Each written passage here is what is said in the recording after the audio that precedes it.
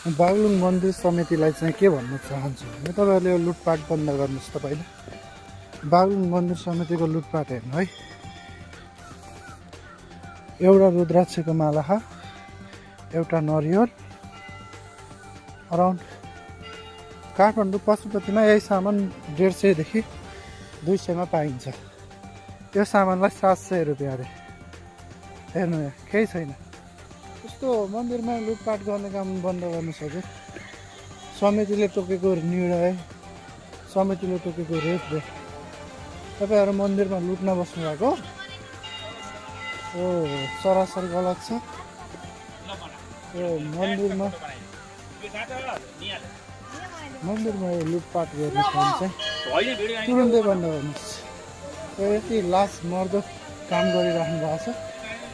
यदि सामानलाई 700 रुपियाँ तपाईँले बेच्न तपाईँलाई अलिकति शरम लाग्दैन? तपाईँहरू समितिहरूलाई कति लुट्नुहुन्छ भगवान्को मन्दिरमा आउनलाई नि?